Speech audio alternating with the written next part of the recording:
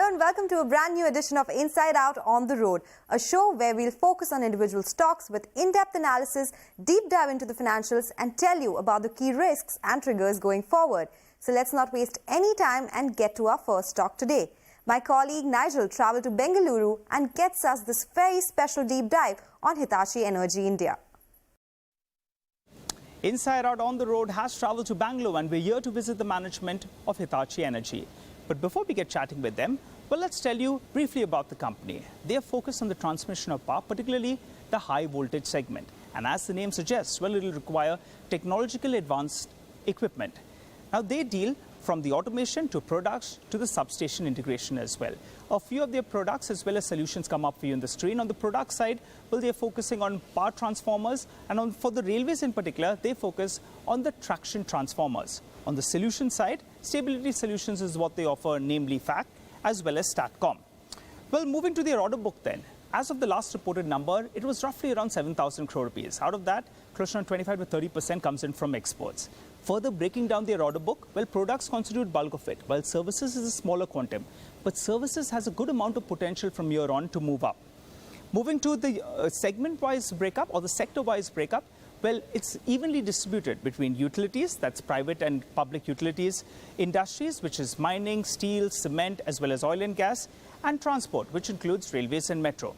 Moving to the financial performance, they've been clocking 1,000 to around 1,300 crores, but they have been impacted by the supply side, which namely is the semiconductor shortage issue. Now, negative operating leverage has played out. You have higher input costs as well, and that's why their margins have been fluctuating in the mid-single digits. But moving ahead, the street is positive on the prospects. Namely, for the industry, revival of private capex will help them. On the distribution side, you have Discom upgradation as well as modernization under the RDSS scheme. On the transmission side, there's big growth potential over here. And as India moves to around 500 gigawatt of renewable capacity, they have a big role to play. The Indian Railways will be talking about electrification and a huge amount of metros being added. And finally, on the data center side, we'll be talking about doubling of capacity. All these will be tailwinds for the company. Well, before we wind this down, let's update you on the brief valuation picture that comes up for you on the screen. Not cheap, but prospects are interesting. So let's not waste any more time. Let's get straight to Mr. Venu, who's waiting by for us.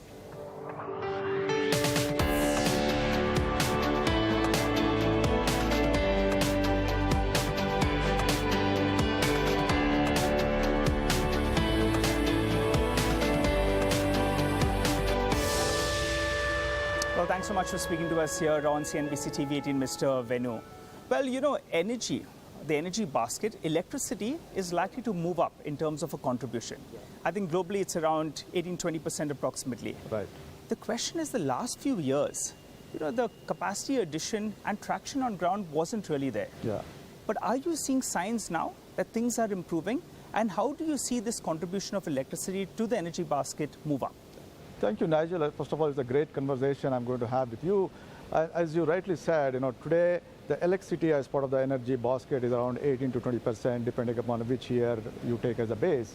But all the calculations, all the methods calculated by not only our company but also the international energy agencies are pointing towards that electricity is going to be doubled as part of the energy basket in next 20-30 years in that. Depending upon which country, which geography, some can go up faster than others, but that's what is the big picture in that.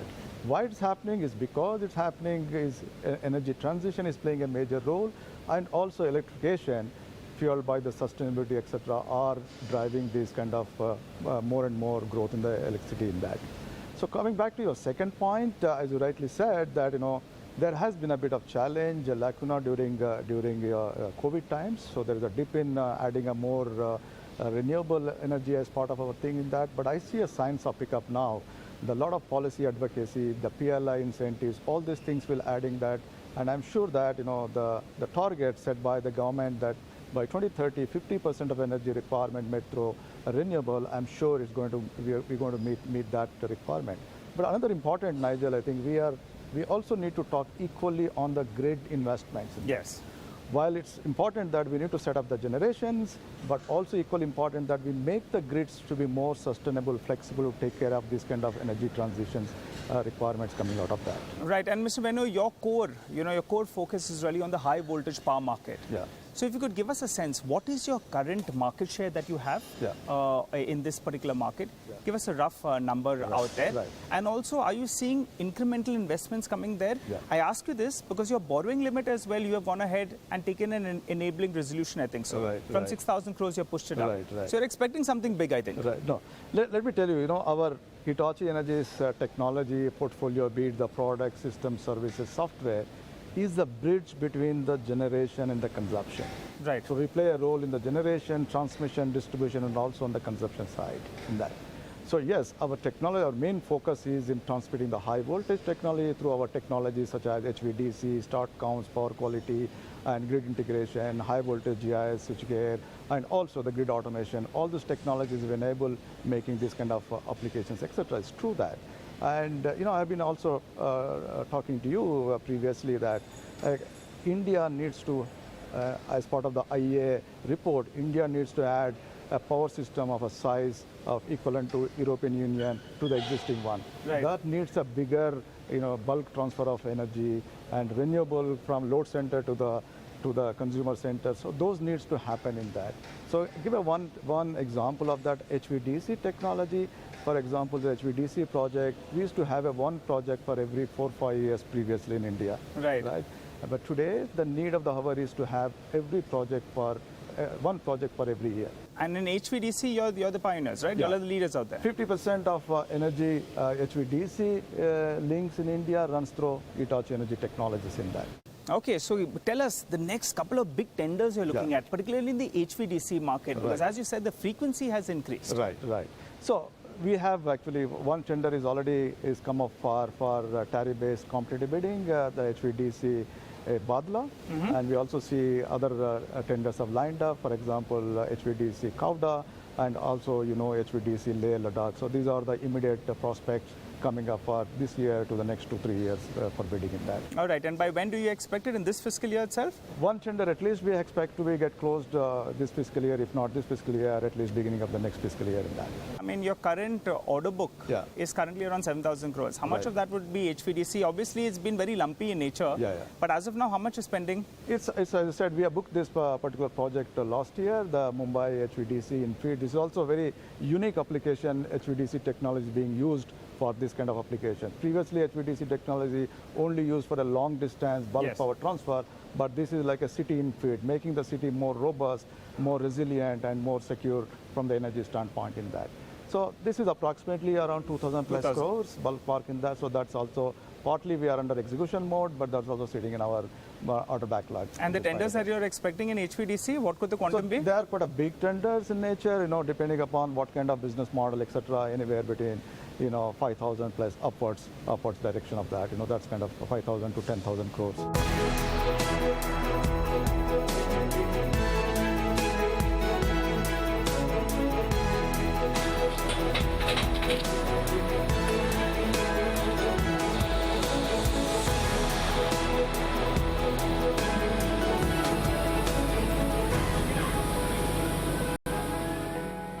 Well, Mr. Venu, there's a tremendous potential in the transport and the infra space as well. So tell us the size of this opportunity. And I think as of now, you're in that vicinity of, say, around 15 to around 20% contribution coming in for railways. Where does this number head to? Rail is part of the transportation segment. Rail, metro, and electrical vehicle charging is a key high growth segments, and we are seeing this growth is much higher than the market average in that.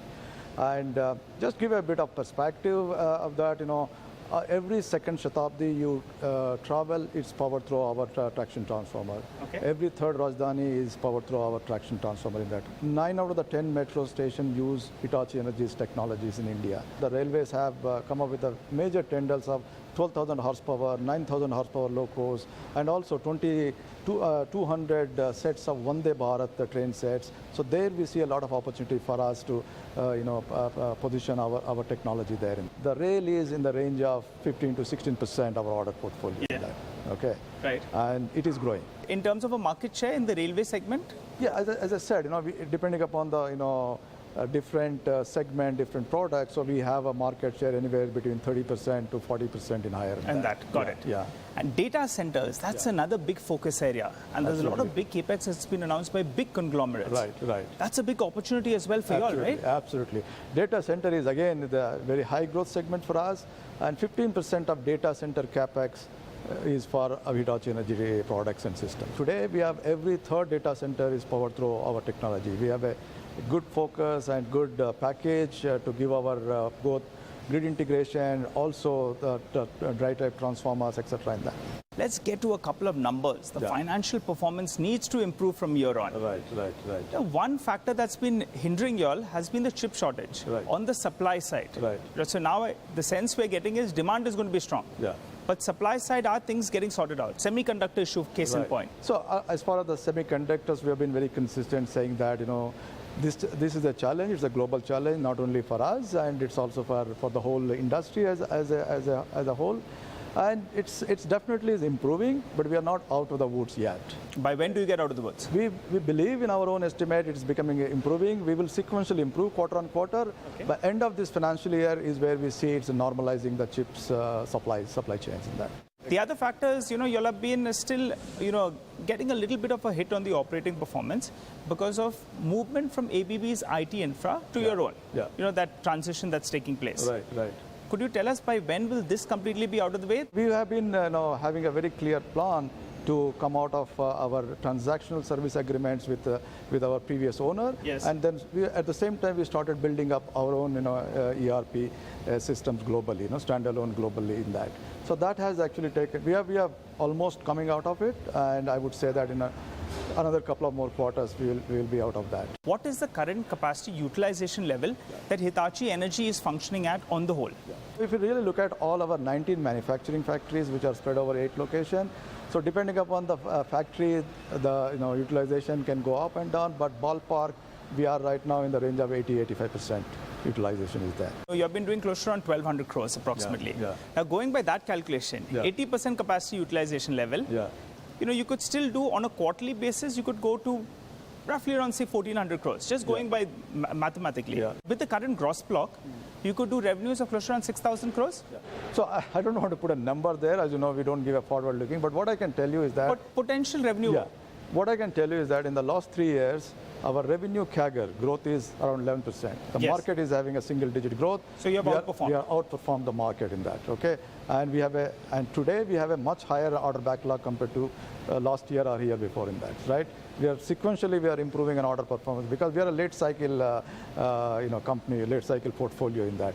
So it needs, depending upon the portfolio, it needs anywhere between 12 months to 18 months for us to convert into the revenue in that. True. So 11% CAGR last 3 years. Now you can put a number, you can add your own things and say where we're going to land it. Industry was growing at mid-single digits and you were growing at close to around 11% on an average. Right. How we are growing is because we improved our exports, we are also improved our service, and then we are catering it to the other high growth segments. Do you think industry can grow by close to around double digits? Is there a possibility? Industry has to grow because when you see so much of infrastructure, we need to fulfill the expectations. So we need to have more cement plant, more steel plants, etc. Which is, in my view, it's very late. We have not seen that in that way. But I think that has to come in a later point. And you can outperform the industry by 500 or 600 basis points? We are a very big player in the industry. Most of the industrial customers, we work in a continuous basis.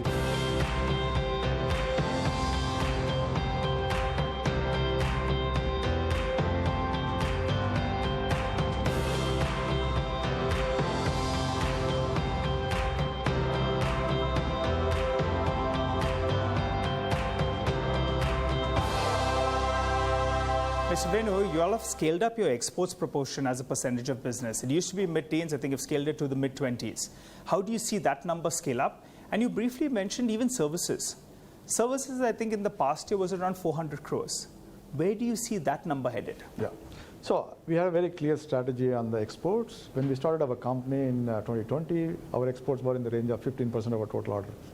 And we set up ourselves as a target that by 2023, and we need to be in the ballpark of 25%, and we already achieved that, and we would like to sustain that. And when it comes to the services, I know we have been present in India more than 6 decades. We have been making it more than 6 decades.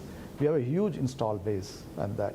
So we want to leverage the install base, and we want to tap those install base to make the service offerings to our customers. Right now, service as part of our total orders is a high single digit, and we want to make it to a double digit, 15-16% in the next 3-4 years time in that. From this 400 crores, do you see the business go to a couple of thousand crores, say in the next few years from now? It has a high growth. I don't want to put a number over there, but definitely it is growing much higher than the market average in that. You've also mentioned that by 2025 you get to around 10%. Yeah. Now, if I look at the last few quarters, it's been mid-single digits, right, on an average. Right. But that goal of 10%, is it well and truly on? We have a very good portfolio in our order backlog, and basis which we believe that if all these things are stabilizing headwinds, then we should be in a position to enter into double-digit EBITDA by end of FY25. What is the capex you're incurring per year? So in the last 3 years, we are on our annual run rate is in the range of 100 crores per year, and we also have the same plans for going forward in that to sustain that kind of capex run rate. You have given us a fair bit about the business, Yeah. but there's so much of emphasis on renewables. You mentioned you have 19 manufacturing facilities, right? Right. How much of your facilities are dependent on renewables? What is the percentage? So we wanted to be sure that we walk the talk. So we set ourselves a goal. By 2030, we want to be carbon neutral at a global level, including India. Right. All our operations, as a first step, is that we have already enabled fossil-free electricity supply to all 19 manufacturing factories. Well, so you're walking the talk, Mr. Venu. That's pretty good news on the renewable side of things. Final question before we let you go. Is the worst over for Hitachi Energy? Will things look up from here? We are improving sequentially on that. The supply chains are becoming better, and our offtake is becoming better, and we are improving on the revenue. All these things would help us to improve sequentially on that. Well, it's been a pleasure talking to you, Mr. Venu. Thanks so much for speaking to us here on Inside Out on CNBC-TV18. Thank you. All right, that was a deep dive into Hitachi Energy India, but time to slip into a short break. We'll come back with another interesting stock. Data patterns is in the spotlight on the other side.